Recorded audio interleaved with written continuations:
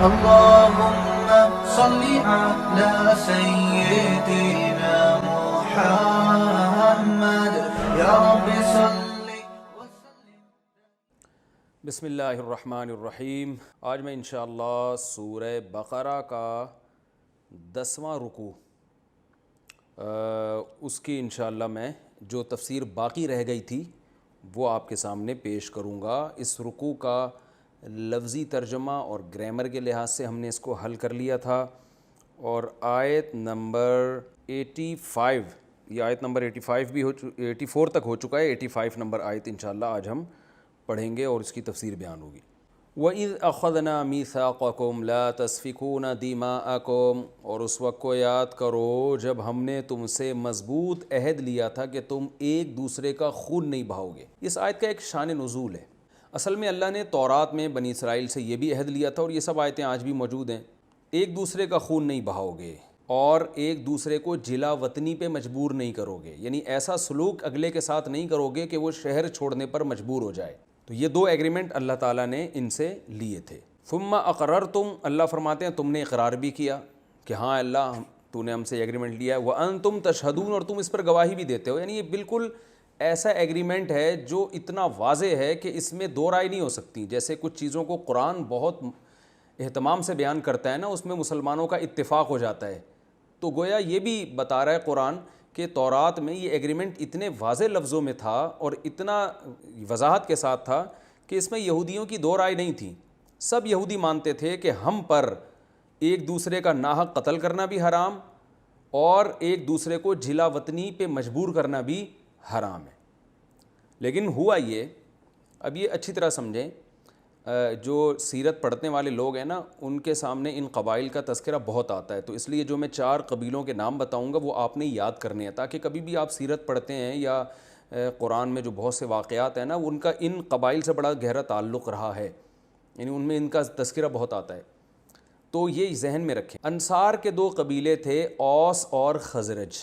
اوس خزرج یاد کر لیں. ان میں بنو نہیں لگا ہوا، یہ ذہن میں رکھیں، اس سے یاد رہے گا آپ کو. اوس اور خزرج. اوس الف سے آتا ہے تو وہ پہلے رکھ لیں، خزرج دوسرے نمبر پہ یاد کر لیں. ادھر یہودیوں کے 2 قبیلے تھے، ایک بنو نظیر اور ایک بنو قریظہ. بنو نظیر بھی کہتے ہیں، ضاد کے ساتھ ہے، نون ضاد یا اور را. اور بنو قریظہ قاف را یا زوئیں، توئیں کے اوپر نقطہ ہوتا ہے نا، زوا زوئیں یہ والا. بنو قریظہ. بنو نظیر ضاد کے ساتھ، نظیر اور قریظہ زوئیں کے ساتھ. تو بنو قریظہ کو پہلے نمبر پہ رکھیں، بنو نظیر کو دوسرے نمبر پہ. بنو لگا ہوا ہے تو سمجھ لو یہ یہودیوں کے 2 قبیلے ہیں. اس طرح سے آپ کو یاد رکھنے میں آسانی ہوگی. اوس خزرج انصار کے قبیلے، بنو قریظہ بنو نظیر یہ یہودیوں کے قبیلے. اب یہودیوں کے جو یہ 2 قبیلے تھے ان میں جو بنو نظیر تھے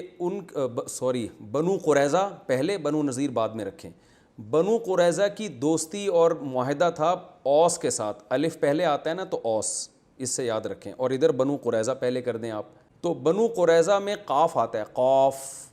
قاف میں 3 الفاظ ہیں نا، تو اوس میں بھی 3 ہے. اس سے یاد رکھنے میں آسانی ہوگی کہ کس سے کس کا ایگریمنٹ تھا.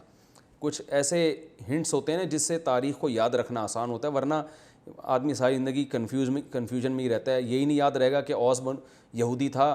یا بنو قریظہ یہودی تھے. تو میں نے بتا دیا، ایک اشارہ یہ ہے، بنو یہاں لگا ہوا ہے تو وہ یہودی قبیلہ ذہن میں رکھیں. اور قاف اور اوس، اس سے یاد رہے گا کہ بنو قریظہ میں قاف آتا ہے نا تو قاف کے اوس سے تعلقات تھے، یعنی دوستی تھی.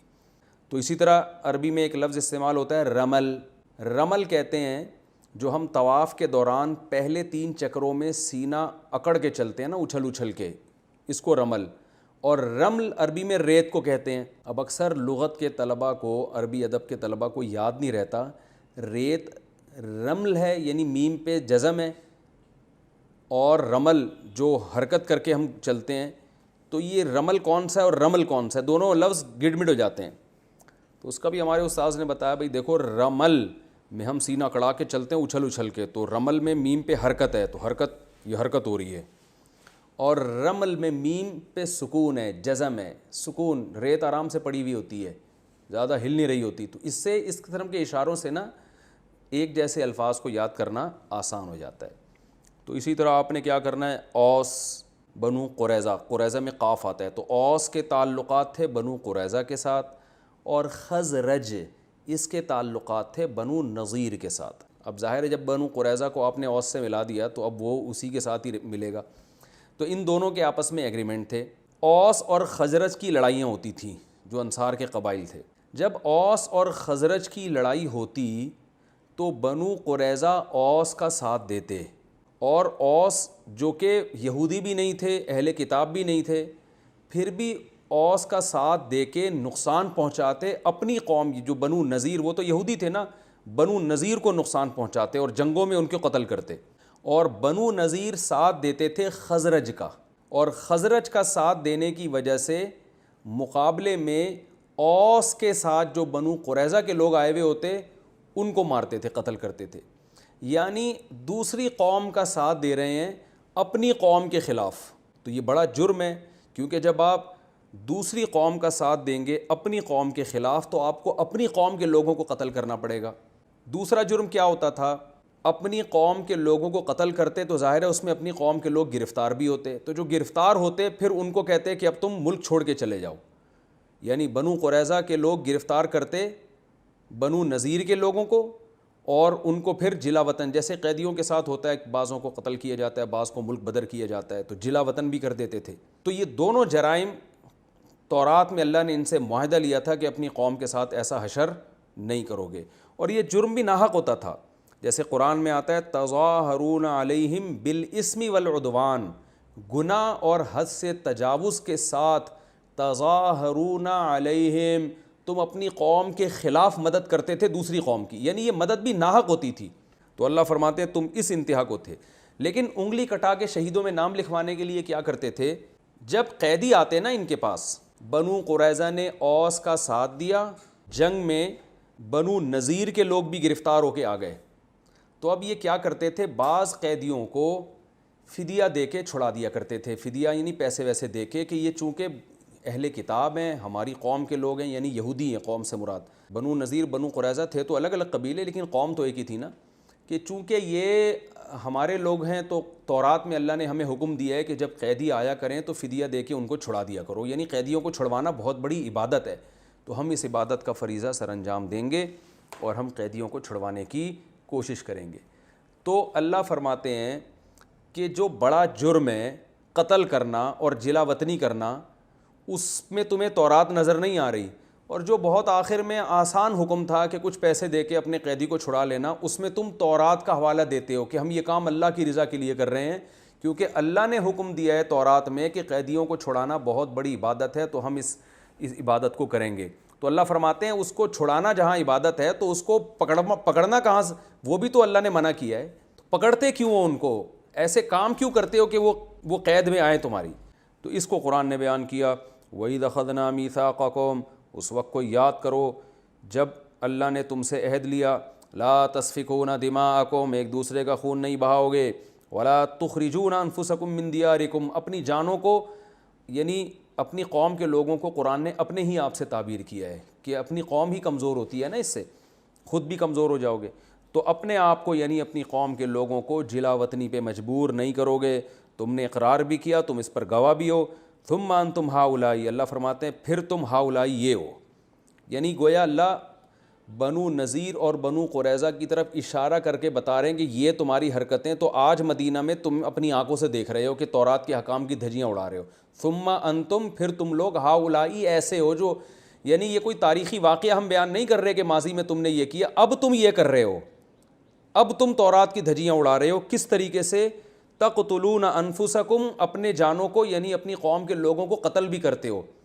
تو بنو قریظہ اوس کا ساتھ دے کے بنو نذیر کے لوگوں کو قتل کرتے ہیں، اور بنو نذیر خزرج کا ساتھ دے کے بنو قریظہ کے لوگوں کو قتل کرتے ہیں۔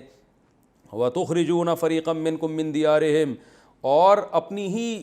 لوگوں میں سے ایک فریق کو جلا وطنی پر یعنی ان کے شہروں سے نکلنے پر مجبور بھی کرتے ہو جنگ کے ذریعے، تظاہرون علیہم، اور اپنی ہی ان قوم کے لوگوں کے خلاف مدد کرتے ہو، بالاسمی، گناہ کے ساتھ، والعدوان، اور حد سے تجاوز کے ساتھ، یعنی اس ظلم کرنے میں تمہارے پاس کوئی دلیل نہیں ہے، ناحق دوسری قوموں کا ساتھ دیتے ہو اپنی قوموں کے خلاف۔ لیکن آخر میں ایک کام ایسا کرتے ہو جس سے اپنا مسلمان ہونا یعنی اپنا یہودی ہونا ثابت کرتے ہو. وہ کیا ہے؟ وَإِن يَأْتُوكُمْ أُسَارَىٰ، اگر تمہارے پاس قیدی گرفتار ہو کے آ جائیں تُفَادُوهُمْ، تو فدیہ دے کے ان کو چھڑواتے ہو. وَهُوَ مُحَرَّمٌ عَلَيْكُمْ إِخْرَاجُهُمْ، حالانکہ ان کا اخراج، ان کو جلا وطنی پہ مجبور کرنا، ان کو اس حالت تک لے کر آنا، یہ بھی تو تم پر حرام تھا نا. تو اللہ فرماتے ہیں کہ اپنا مسلمان ہونا تم اس طرح سے ثابت کرتے ہو، یعنی یہودی ہونا، کہ قیدیوں کو فدیہ دے کے چھڑوانے کی کوشش کرتے ہو، حالانکہ تم پر ان کا اخراج یعنی یہ عمل کہ جلا وطنی پر مجبور کرنا اور یہ جو حالات ہوئے قتل و غارت، یہ سب کچھ تم پر حرام تھا. تو یہ کیا بات ہے؟ افتؤمنون ببعض الکتاب، کیا تم کتاب کے کچھ حصے پر ایمان رکھتے ہو، وتکفرون ببعض، اور کچھ حصے کا انکار کرتے ہو. یعنی تورات کی وہ آیتیں جس میں یہ آتا ہے کہ قیدیوں کو چھڑوانا بہت بڑی عبادت ہے، ان آیتوں پر تم عمل سے یہ ثابت کر رہے ہو کہ تمہارا صرف ان آیتوں پر ایمان ہے، اور وہ آیتیں جن میں ان کو قید کرنا یا جلا وطنی پر مجبور کرنا اس عمل کو حرام قرار دیا گیا ہے، ان آیتوں کا تم کیا کر رہے ہو؟ انکار. تو اللہ فرماتے ہیں فما جزاء من یفعل ذلک منکم، بتاؤ تم میں سے جو شخص یہ کام کرے، یعنی آدھی تورات پر ایمان رکھے اور آدھی پر ایمان نہ رکھے، تو اس کا بدلہ کیا ہونا چاہیے؟ الا خزی فی الحیات الدنیا، سوائے دنیا میں ذلت کے. یعنی تو منافقت ہے نا، تورات سے اپنا رشتہ بھی ختم نہیں کر رہے کیونکہ تمہیں بہت سارے مفاد تورات سے وابستہ ہیں. اہل کتاب جب کہلاتے ہو تو بہت سارے تمہیں فائدے حاصل ہوتے ہیں، تم پڑھے لکھے کہلاتے ہو، تم پیغمبروں پر ایمان والے کہلاتے ہو، تو اس کے لیے جو آسان احکام تھے وہ تم نے عمل کر لیے تاکہ لوگ یہ کہیں کہ تم جناب تورات پر عمل کرتے ہو، اور تو مشکل احکام تھے وہ تم نے بالکل چھوڑ دیے. تو بتاؤ ایسے لوگوں کا کیا بدلہ ہونا چاہیے سوائے دنیا میں ذلت کے؟ وَيَوْمَ الْقِيَامَةِ يُرَدُّونَ إِلَىٰ أَشَدِّ الْعَذَابِ، اور قیامت کے دن ان لوگوں کو اس سے بھی زیادہ سخت عذاب میں مبتلا کیا جائے گا. تو دنیا میں ان کو ذلت ملی، وہ یہ کہ مسلمانوں کے جب حملے ہوئے بنو نذیر اور بنو قریظہ پر ان کو شکست ہوئی اور خود جلا وطنی پر مجبور ہوئے سب کے سب، اور آخرت میں اس سے زیادہ سخت عذاب ہے. وَمَا اللَّهُ بِغَافِلٍ عَمَّا تَعْمَلُونَ، اللہ فرماتے ہیں جو کچھ تم کر رہے ہو اللہ کسی عمل سے بھی غافل نہیں ہے. اولئک الذین اشتروا الحیاۃ الدنیا بالآخرہ، فرمایا یہ ہیں وہ لوگ جنہوں نے آخرت چھوڑ کر دنیا خرید لی، دنیا کے مفاد کے پیچھے چلتے ہیں. فلا یخفف عنہم العذاب، کیونکہ انہوں نے دنیا بس ان کو چاہیے، آخرت ان کو بالکل بھی نہیں چاہیے، لہذا آخرت ان کو بالکل بھی نہیں ملے گی، اور اس کی صورت یہ ہوگی کہ آخرت میں عذاب ان پر کم نہیں ہوگا، بڑھایا جائے گا. اللہ کہے گا دنیا میں جو مزے اڑانے تھے تم نے اڑا لیے، ولا ہم ینصرون، اور نہ ان کی مدد کی جائے گی. یہ ہمارا 10واں رکوع ختم ہوا. اب اس رکوع میں جو اسباق ملتے ہیں ہمیں، میں نمبر وار مختصراً بیان کر کے پھر 11ویں رکوع کی طرف چلتا ہوں. پہلی بات ہمیں یہ پتہ چلی کہ تورات میں اللہ نے بنی اسرائیل سے عہد لیا تھا اللہ کے سوا کسی کی عبادت نہیں. اصول یہ یاد رکھیں کہ تمام فقہا کا اس پر تقریباً اجماع ہے، یہ اصول فقہ میں یہ بات پڑھائی جاتی ہے کہ قرآن، تورات اور انجیل کے جو احکام نقل کرتا ہے قرآن میں، تو وہ احکام پر اس امت کے لیے بھی اس پر عمل کرنا واجب ہے. اس کو کہتے ہیں شرائع من قبلنا، ہم سے پہلے جو امتیں گزری ہیں ان کے جو احکام تھے ہم بھی شرعاً ان احکام کے مکلف ہیں. تھوڑی گاڑی اردو استعمال کر رہا ہوں. مطلب یہ ہے کہ اگر تورات اور انجیل میں کوئی حکم ہے اللہ کی طرف سے اور اس کا ہونا ثابت ہو جائے کہ یہ اللہ ہی کی طرف سے تحریف شدہ نہیں ہے، تو فقہا کا اجماع ہے کہ اس امت پر بھی لازم ہے کہ اس پر عمل کرے جب تک کہ اس کے منسوخ ہونے کی ہمارے پاس کوئی دلیل نہ ہو. اگر وہ منسوخ ہونے کی کوئی دلیل نہیں ہے تو چونکہ وہ اللہ کا حکم ہے لہذا اس امت پر بھی اس پر عمل کرنا واجب ہے. اس کی دلیل قرآن مجید میں آتا ہے وَكَتَبْنَا عَلَيْهِمْ فِيهَا، ہم نے بنی اسرائیل پر یہ حکم لازم کیا تھا أَنَّ النَّفْسَ بِالنَّفْسِ، کہ کوئی شخص کسی شخص کو قتل کر دے تو جان کے بدلے میں جان، سزا یہ ہے کہ قاتل کو قتل کیا جائے گا. أَنَّ النَّفْسَ بِالنَّفْسِ وَالْعَيْنَ بِالْعَيْنِ، آنکھ کے بدلے میں آنکھ، کوئی کسی کی آنکھ پھوڑ دینا تو مجرم کی سزا یہ کہ اس کی بھی آنکھ پھوڑی جائے گی. وَالسِّنَّ بِالسِّنِّ، دانت کے بدلے میں دانت، تو یہ جس کو قصاص کہا جاتا ہے کہ اسلام میں یہی ہے کہ کوئی کسی کو کوئی نقصان پہنچاتا ہے نا تو سزا میں مجرم کو وہی سزا دی جائے گی جو اس نے کیا ہے. تو یہ تورات اور انجیل کا حکم ہے جو قرآن نے بیان کیا ہے کہ ہم نے بنی اسرائیل کو یہ حکم دیا تھا. آگے قرآن میں یہ نہیں ہے کہ یہی حکم ہم مسلمانوں کو بھی دے رہے ہیں، لیکن پوری امت کے فقہا کا اجماع ہے کہ مسلمانوں کا بھی یہی حکم ہے، کیونکہ اللہ نے تورات اور انجیل کا حکم قرآن میں بیان کیا اور پھر اس پہ رد نہیں کیا کہ اب اس امت مسلمہ کو یہ حکم نہیں دیا جا رہا بلکہ یہ چینج کیا جا رہا ہے، کہیں بھی نہیں ہے۔ تو اس لیے اس آیت سے ہی علماء نے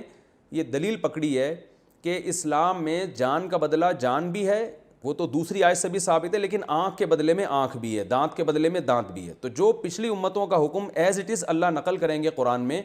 اور اس پہ رد نہیں کریں گے کہ یہ حکم منسوخ ہو گیا، تو وہ ہمارے لیے واجب الاتباع ہے۔ تو اس سے صاف پتہ چلتا ہے اسی اصول کے روشنی میں کہ قرآن جب حکم دے رہا ہے کہ ہم نے بنی اسرائیل سے یہ ایگریمنٹ لیا تھا اور قرآن اس ایگریمنٹ کو بیان کر کے رد نہیں کر رہا کہ یہ ایگریمنٹ منسوخ ہو گیا ہے، تو اس سے پتہ چلتا ہے کہ یہ حکم ہمارے لیے بھی ہے، تو ہم سے بھی یہ ایگریمنٹ لیا جا رہا ہے۔ تو اس لیے بہت مضبوط ایگریمنٹ ہے۔ پہلا، اللہ کے ساتھ کسی کو شریک نہیں کرنا، اور دوسرا والدین کے ساتھ اچھا سلوک۔ والدین کے ساتھ حسن سلوک کا قرآن میں جہاں بھی ذکر ہے یہ توحید کے بعد ہے۔ اس سے صاف پتہ چلتا ہے کہ اللہ کے بعد سب سے بڑا حق والدین کا ہے۔ رسول کا جو حق ہے وہ تو اللہ ہی کی وجہ سے ہے، اس لیے اللہ کے بعد رسول، وہ تو اس لیے کہ آپ اللہ کے سفیر تھے، اس لیے اس حق کو تو اللہ ہی کے حق میں داخل کیا جاتا ہے۔ تو مخلوق کے حقوق میں جو سب سے بڑا حق ہے جن سے ہمارا واسطہ پڑتا رہتا ہے وہ والدین ہیں، اور پھر اس کے بعد رشتہ دار ہیں۔ یہ ایگریمنٹ کو آج غیر مسلموں نے اڑا دیا۔ اب دیکھیں، غیر مسلموں کے اچھا سلوک تو وہ کرتے ہیں، لیکن اس میں رشتہ دار اور غیر رشتہ دار کا فرق نہیں کرتے، جبکہ اسلام چونکہ فیملی سسٹم کا قائل ہے، خاندانی نظام کو مضبوط دیکھنا چاہتا ہے، اس لیے قرآن میں جگہ جگہ ہے وَأُولُو الْأَرْحَامِ بَعْضُهُمْ أَوْلَىٰ بِبَعْضٍ کہ رشتہ داروں کا حق دوسروں کی نسبت زیادہ ہے۔ تو یہ حکم بھی ہے، تو ہمیں اپنے گریبان میں جھانک کے دیکھنا چاہیے کہ ہم رشتہ داروں کو دوسروں پہ ترجیح دیتے ہیں یا نہیں۔ اور رشتہ داروں سے اچھے سلوک کا حکم قرابت کی وجہ سے ہے، تو جو جتنا قریبی ہوگا اس کا حق اتنا ہی زیادہ ہوگا۔ اسی طرح معاشرے میں یتیموں کے ساتھ، آپ کے بھائی کا انتقال ہو گیا، اللہ نہ کرے اس کے چھوٹے یتیم بچے ہیں، اس کے ساتھ آپ کو دوسروں کی نسبت اضافی اچھا سلوک کرنا پڑے گا،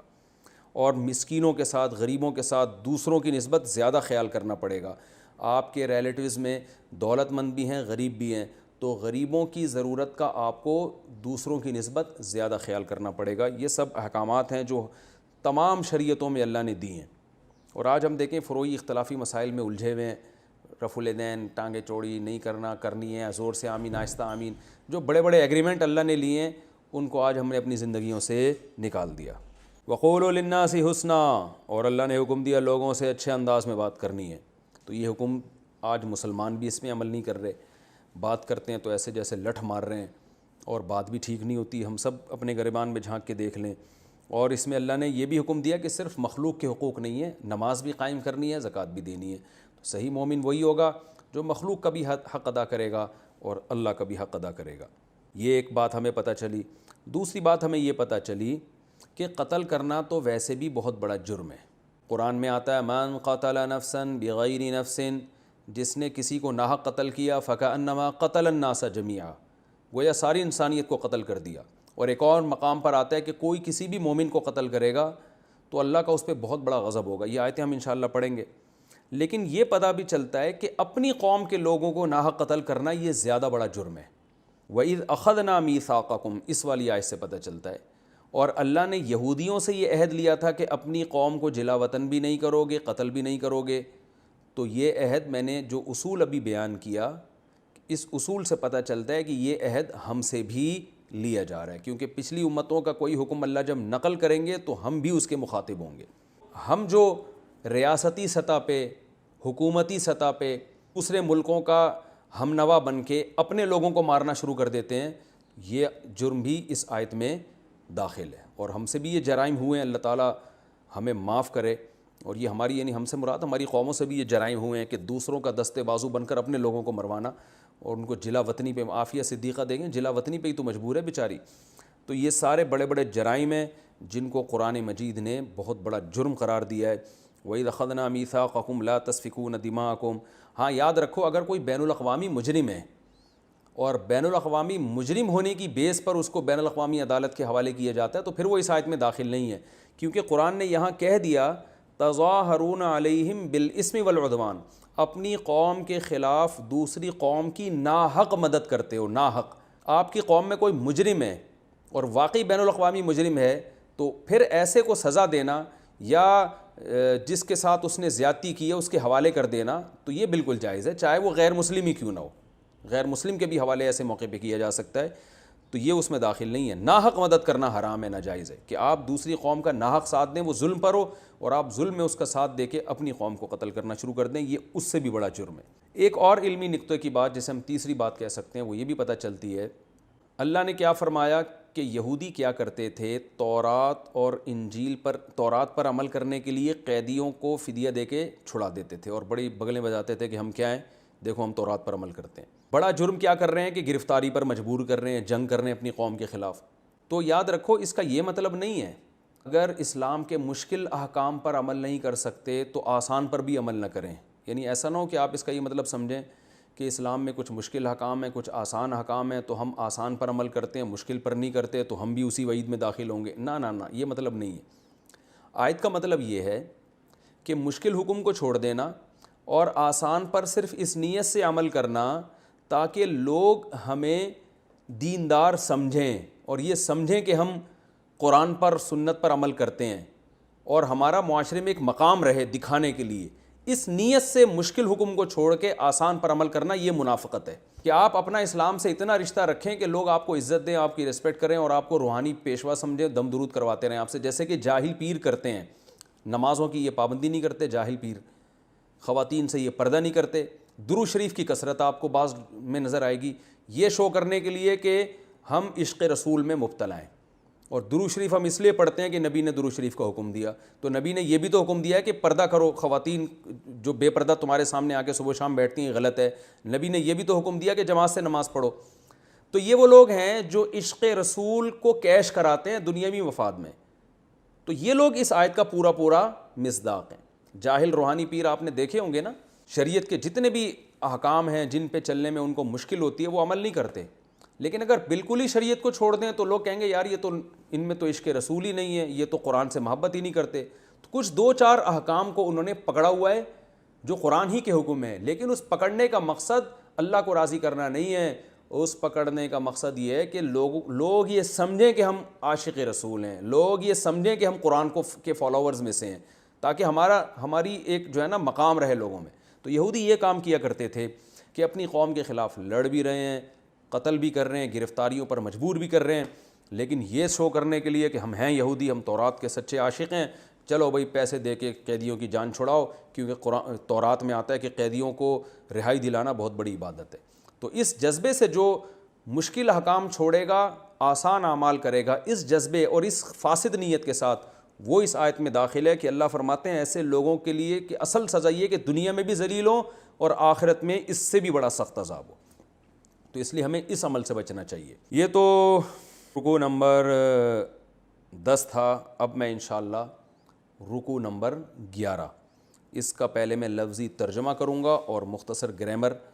اور پھر انشاءاللہ وقت بچا تو میں اس کی تفسیر بھی شروع کر دوں گا۔ وَلَقَدْ آتَيْنَا مُوسَى الْكِتَابَ وَقَفَّيْنَا مِن بَعْدِهِ بِالرُّسُلِ وَلَقَدْ البتہ تحقیق آتَيْنَا ہم نے دی موسیٰ کو الکتاب کتاب یعنی تورات دی، وَقَفَّيْنَا قفیا کو قفا پڑھا جاتا ہے، یقفیو کو یقفی پڑھا جاتا ہے، قفینا سبحنا ضربنا کی طرح۔ قفا اصل میں گدی کو کہتے ہیں، یہ جو پیچھے گدی ہوتی ہے نا، تو قفینا کا معنی ہوتا ہے کسی کے گدی کے پیچھے کسی کو لانا، تو لفظی مطلب تو یہ ہے، لیکن عربی میں یہ اس معنی میں استعمال ہوتا ہے کسی کے پیچھے کسی کو لانا، یہ مطلب ہوتا ہے۔ تو اللہ فرماتے ہیں قفینا من بعدہ، ہم موسیٰ کے بعد لے کر آئے بالرسل بہت سے پیغمبروں کو، پے در پہ، یعنی گدی کے پیچھے کا اردو میں اب ظاہر ہے لفظی ترجمہ تو نہیں ہوتا نا، تو اس کا با محاورہ ترجمہ کیا ہوگا، ہم نے موسیٰ کو کتاب دی اور من بعدہ موسیٰ کے بعد بالرسل ہم بہت سے پیغمبروں کو قفینا موسیٰ کے بعد لائے پے در پہ، کیونکہ کوئی چیز گدی کے پیچھے ہوتی ہے نا، پے در پہ لائن لگا کے آ رہی ہوتی، یعنی لائن سے بہت سارے پیغمبر ہم نے موسیٰ کے بعد بھیجے۔ وَآتَيْنَا، اچھا لفظی ترجمہ یاد رہے گا آپ نے جب اس آیت کا ترجمہ کرنا ہے کیسے کرنا ہے، ہم نے موسیٰ کو کتاب دی اور موسیٰ کے بعد بہت سے رسول پے در پہ بھیجے، یہ مطلب ہوگا اس کا۔ اب پے در پے کا ہی مطلب نہیں پتہ تو پھر میں کیا کر سکتا ہوں۔ وآتینا اور ہم نے دی عیسیٰ ابن مریم کو، وآتینا عیسیٰ ابن مریم، عیسیٰ جو مریم کے بیٹے تھے ان کو عطا کی البینات، بہت سارے دلائل، بین واضح، واضح دلائل، بینات کا لفظ بہت آیا قرآن میں۔ وَأَيَّدْنَاهُ أَيَّدَ يُؤَيِّدُ تَأْيِيدًا، سَبَّحَ يُسَبِّحُ تسبیحاً۔ تائید کسے کہتے ہیں؟ بھائی فلاں کی تائید کی ہے، تائید میں بیان دیا ہے، یعنی کسی کو قوت دینا۔ آپ جب کسی کی تائید کرتے ہیں تو اس کا مطلب آپ اس کو تقویت دے رہے ہوتے ہیں، قوت بخش رہے ہوتے ہیں، اس کو موٹیویٹ کر رہے ہوتے ہیں۔ تو اللہ فرماتے ہیں وَأَيَّدْنَاهُ، اور ہم نے عیسیٰ کو تقویت دی، ہم نے عیسیٰ کو مضبوط کیا، ہم نے عیسیٰ کی مدد کی، بروح القدس، روح کا معنی روح، قدس کا معنی مقدس، مقدس روح کے ذریعے۔ مقدس روح سے مراد ہے جبریل علیہ السلام۔ حضرت جبریل کو جو فرشتے تھے ان کو مقدس روح اس لیے کہا جاتا ہے کہ روح کا کام ہوتا ہے آپ کی باڈی کو زندگی دینا۔ تو ہماری جسم والی باڈی کی زندگی کے لیے جو چیز ہمارے اندر ہے وہ بھی روح ہے، اور جبریل علیہ السلام ہماری روحانی زندگی کی حیات کا ذریعہ ہیں، کہ ہماری جسمانی زندگی کی حیات کا ذریعہ جو چیز ہے وہ بھی روح ہے، اور ہماری روحانی زندگی کی حیات کا ذریعہ جبریل ہیں، کیونکہ جبریل پیغمبروں کو وحی لے کر آتے تھے پیغمبروں کے پاس، اور وحی کے ذریعے ہمیں روحانی زندگی ملتی ہے۔ تو اس لیے جبریل علیہ السلام کا لقب ہی روح ہے، اور مقدس روح اس لیے کہ وہ زندگی بھی اچھی زندگی ملتی ہے، پاکیزہ تعلیمات لے کر آتے ہیں۔ روح کی بھی دو قسمیں نا، خبیث روح اور اچھی روح۔ تو اچھی روح ہماری باڈی میں پیدا ہوتی ہے، اس کو تقویت ملتی ہے، تو جبریل کی تعلیمات کی وجہ سے، اس لیے ان کو روح القدس کہا گیا ہے، روح امین بھی کہا گیا ہے کہ امانت والی روح، کیونکہ وہ اللہ کے پیغام میں خیانت نہیں کرتے تھے۔ آفا کلما، آ کا معنی کیا، فا کا معنی تو، کلما کا معنی جب بھی۔ آفا کلما تو کیا جب بھی، جاءکم آئے گا تمہارے پاس، رسول کوئی ایسا رسول، رسول میں تنوین ہے نا، رسول لام دو پیش لن، تو یہ جو تنوین جب بھی آتی ہے نا، میں نے بتایا اس کا ترجمہ ہوتا ہے کوئی یا کسی یا ایک، اس طرح سے ہوتا ہے۔ آفا کلما جاءکم رسول، تو کیا جب بھی تمہارے پاس کوئی رسول آئے گا، بی ما موصولہ ہے، ان چیزوں کے ساتھ، لا تہوا انفسکم، جن چیزوں کو تمہارے نفس قبول نہیں کرتے۔ ہوا اصل میں خواہش کو کہتے ہیں، حرص و ہوا کا لفظ آپ نے اردو میں سنا ہوگا۔ وہ ہویہ یہوا، سمیع یسمعو کی طرح، ہویہ یہویو، اس کا معنی ہوتا ہے کسی چیز کی طرف طبیعت کا مائل ہونا۔ ہوا عربی میں عشق کو بھی کہتے ہیں، عشق۔ تو ہویہ یہوا، طبیعت کا کیا ہونا، مائل ہونا۔ اور یہ تہوا تے اس لیے لگا ہے کہ مؤنث کا صیغہ ہے، جیسے ہے نا یضربو، یضربانی، یضربونا، تضربو، مارتی ہے یا مارے گی وہ ایک عورت۔ تو نفس کی جمع انفس آتی ہے، اور نفس کا لفظ چونکہ مؤنث ہے اس لیے یہویو کے بجائے تہویو استعمال ہو رہا ہے، اور تہویو کو پڑھا جاتا ہے تہوا۔ اب ترجمہ کرتے ہیں دوبارہ، آفا کلما تو کیا جب بھی، جاءکم رسول کوئی رسول آئے گا تمہارے پاس، بیما ان چیزوں کے ساتھ، چیزوں سے مراد تعلیمات ہے، ان تعلیمات کے ساتھ، لا تہوا انفسکم، جن کو تمہارے نفس پسند نہیں کرتے۔ ایسے احکامات آ گئے جن کو تمہارے نفس پسند نہیں کر رہے، مشکل احکام۔ استکبرتم،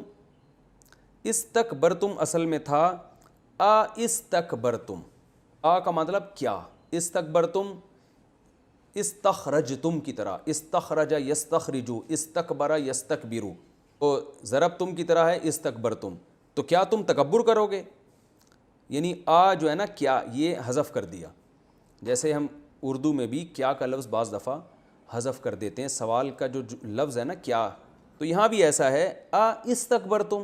کیا تم تکبر کرو گے، یہ مطلب ہے۔ اب دوبارہ آیت کا ترجمہ کرتا ہوں آسان،